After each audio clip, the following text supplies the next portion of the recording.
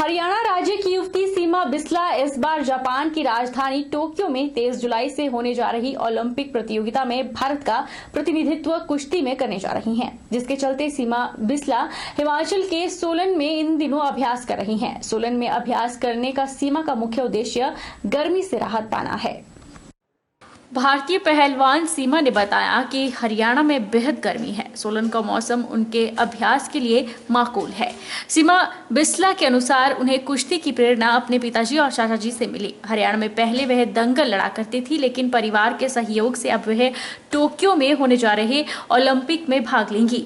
उन्होंने कहा कि सोलन की आबोहवा बेहद साफ है और यहाँ का मौसम माकूल है। अगर यहाँ के खिलाड़ियों को हरियाणा की तरह सुविधाएं मिले तो वह भी देश का नाम रोशन कर सकते हैं। सीमा बिस्ला ने बताया कि उनकी नजर गोल्ड पर है, जिसके लिए वह सोलन में पसीना बहा रही है। उन्होंने कहा कि वह गोल्ड जीतकर भारत का नाम रोशन करना चाहती हैं।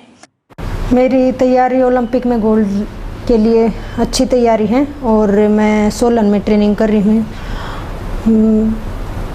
मेरा टारगेट है कि भाई मैं ओलंपिक में गोल्ड लेके आऊँ। सोलन में ट्रेनिंग, हिमाचल में ये मौसम अच्छा है और हिल एरिया भी अच्छा है, तो हमारे वहाँ गर्मी भी बहुत ज़्यादा है, तो इस वजह से हम सोलन में ट्रेनिंग कर रहे हैं। सुविधाएं हमें जो चाहिए हमें वो सब मिल रहा है, अच्छी है और ट्रेनिंग हमारी पूरी हो रही है। ये नहीं कि भाई हम ट्रेनिंग के लिए कुछ ज़रूरत है तो वो हमें मिल नहीं रही, सब कुछ है। गौरतलब है कि सीमा बिस्ला हरियाणा स्पोर्ट्स में कोच के पद पर भी तैनात हैं और उनको हरियाणा सरकार का भी पूरा सहयोग मिल रहा है।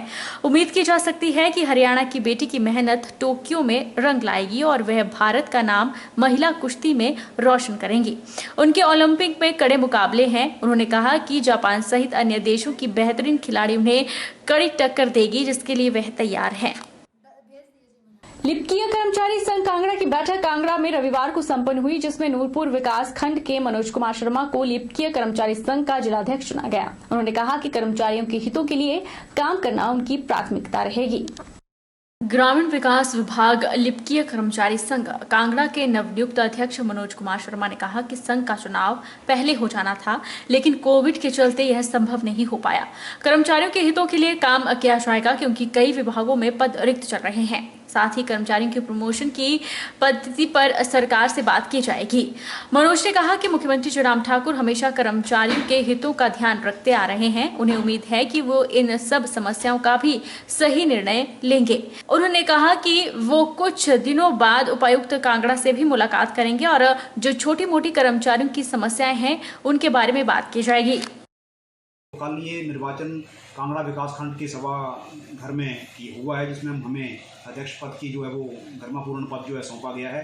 तो सबसे पहले मैं कर्मचारियों का बहुत बहुत धन्यवाद करता हूं और उनको ये विश्वास दिलाता हूं कि जैसा उन्होंने हमसे अपेक्षित चाहा है, जैसी उम्मीद उन्होंने रखी है, उनकी नज़रों में हम ठीक उतरें। और कर्मचारी हित के लिए विशेषकर हमारा ये रहेगा, क्योंकि ग्रामीण विकास विभाग में जो हमारे रिक्त पद चल रहे हैं, बहुत सी कैटेगरी के पद जो हैं वो रिक्त चल रहे हैं, उनको सुचारू रूप से जल्दी उन पदों को भरने के लिए सरकार से, डिपार्टमेंट से आग्रह किया जाएगा।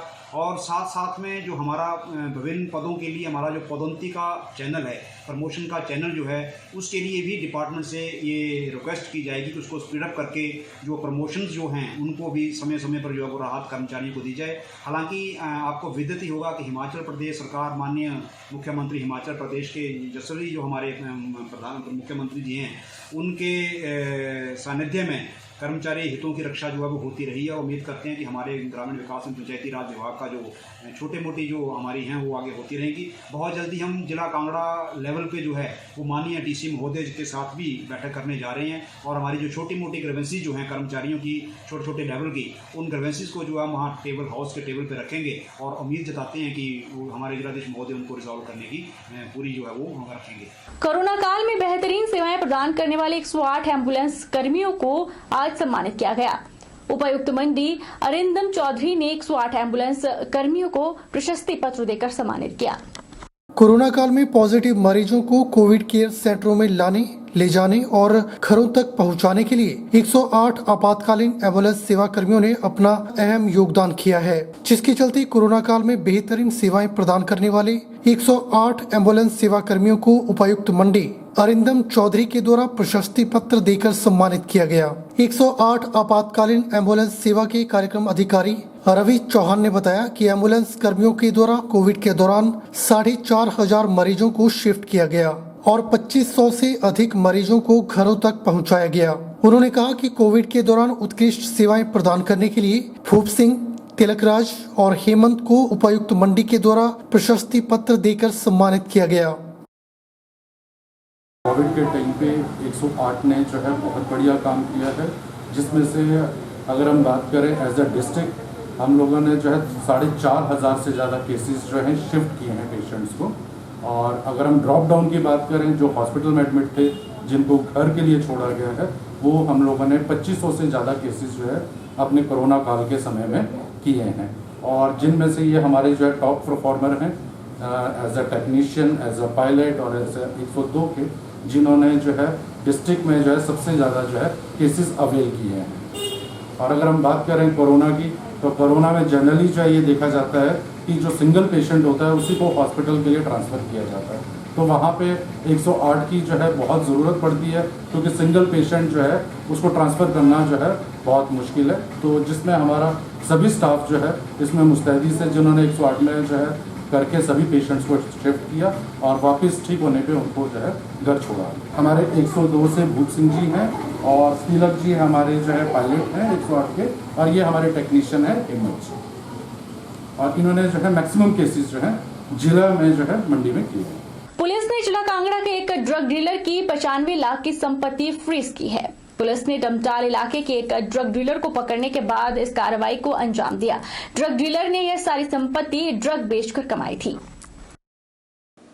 डीएसपी नूरपुर ने बताया कि डमटाल में एक एफआईआर रजिस्टर की गई थी, जिसमें आरोपी लवजीत उम्र 31 वर्ष के घर पर दबिश देने पर 103 ग्राम हेरोइन और 2,19,000 रुपए नगद बरामद किए गए थे। उन्होंने बताया कि आरोपी को गिरफ्तार करने के बाद जब उसकी वित्तीय संपत्ति की जांच की गई तो उसमें 60 लाख रुपए की बैंक ट्रांजैक्शन की गई थी।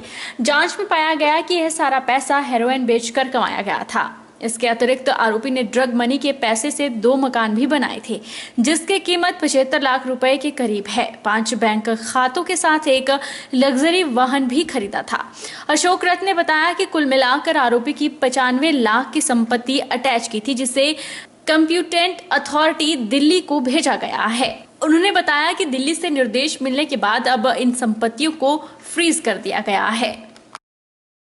डमटाल में एक एफआईआर रजिस्टर हुई थी 177/21, जिसमें इससे 103 ग्राम हेरोइन बरामद हुआ था और 2,19,000 कैश रिकवरी हुई थी जब हमने इनकी हाउस रेड करी थी। तो जब इसमें अक्यूज अरेस्ट करा गया तो हमने सेक्शन 68 के तहत फाइनेंशियल इन्वेस्टिगेशन जो चैप्टर होता है उसके तहत हमने इनकी वित्तीय संपत्ति जाँच करी। वित्तीय संपत्ति जांच करने के दौरान हमें पाया गया कि इसमें जो इनके बैंक अकाउंट से उसमें 60 लाख से ऊपर का कैश ट्रांजैक्शन से जो इन्होंने अपनी जो चिट्टे की कमाई थी उसको उन्होंने फाइनेंशियल सेटअप में यूज़ करा और उसको लीगलाइज करा। फिर इसका जब फर्दर इन्वेस्टिगेशन करा गया तो और भी इनकी प्रॉपर्टीज़ है जो हमारे सामने इनके फैक्ट्स निकल के आए। जैसे कि इनके 2 रेजिडेंशियल हाउसेस थे, तो जिसकी जो कीमत थी अराउंड 75 लाख से ज़्यादा थी। फिर इनके 5 बैंक अकाउंट्स, एक इनकी हुंडई वर्ना की व्हीकल जो लग्जरियस व्हीकल था, और इसमें जो इनकी जो लैंड डीड्स थी, तो टोटल मिला के हम लोगों ने इनकी 95 लाख की प्रॉपर्टी फ्रीज करी थी और कॉम्पिटेंट अथॉरिटी को भेजी थी।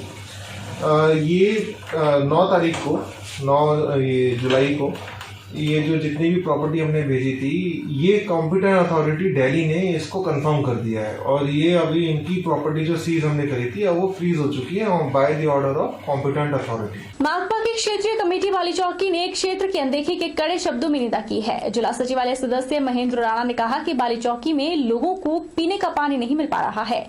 सीएचसी के नाम पर भद्दा मजाक है। इन तमाम मसलों को लेकर आने वाले 1 महीने में तमाम इकाइयों का सम्मेलन किया जाएगा और 9 अगस्त को बालीचौकी में क्षेत्रीय कमेटी सम्मेलन होगा। साथ ही क्षेत्र की मांगों को लेकर रैली की जाएगी।